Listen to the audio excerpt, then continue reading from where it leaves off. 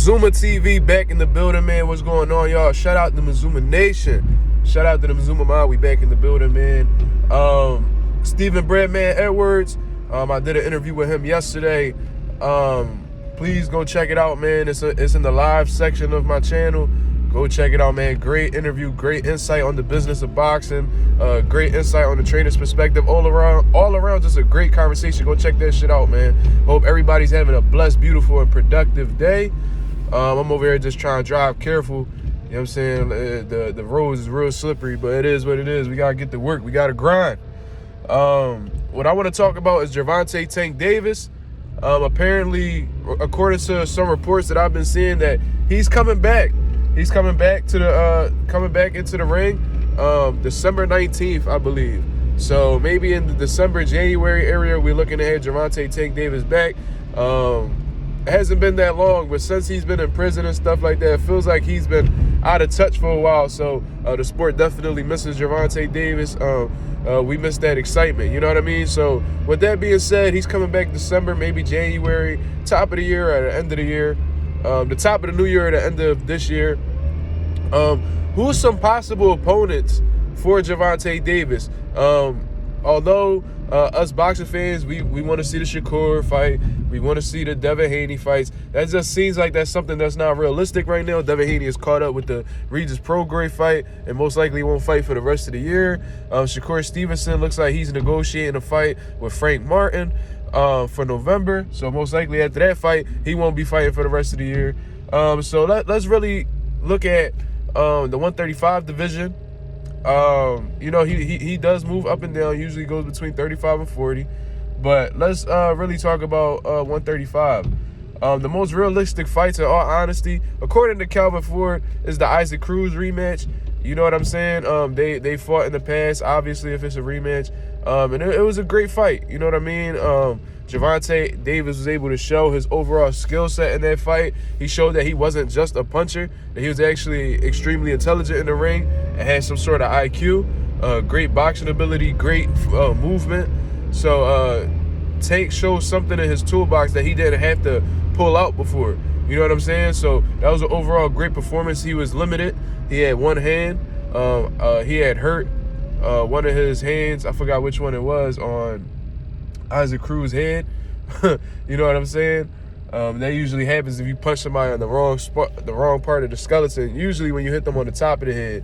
You know what I mean? But overall, it was a great fight. You know, Isaac Cruz showed a lot of grit, a lot of heart, and wasn't intimidated by Tank's power. So that was something that we rarely see, because, you know, a lot of people give a lot of respect to Gervonta based off what they've seen with what they've seen he's done with his power. You know what I'm saying? So that seems like that's like on the forefront of Gervonta's options. In all honesty, they're speaking about it a whole lot. But if that fight were not to happen, I think in all honesty the next big fight would be Santos. You know what I mean? Edwin De Los Santos. He just beat Joseph Adorno not too long ago. It was a pretty good performance. You know what I mean? Joseph Adorno is a solid fighter. And then prior to that, he was known for beating Rayo Venezuela, who was an up-and-coming prospect who had a lot of clout behind his name for allegedly like stopping Teofimo and sparring and stuff like that. So De Los Santos, he's been making statements, man. Rough, rugged dude, good power, with some boxing ability as well. So it seems like Isaac Cruz and De Los Santos are the biggest fights that are on the horizon for Gervonta Davis. That's just my guess, you know what I mean? Just my educated guess. Just looking at what's available in the landscape at 135, and that are on the PBC side of things, you know what I mean? Two good fights, you know what I mean? I think Gervonta Davis has the advantage in both of those fights. In all honesty, I think both of them dudes are tailor-made for somebody like Gervonta Davis, especially Isaac Cruz, you know what I mean? I think this time around, Isaac Cruz might possibly get hurt by Gervonta Davis,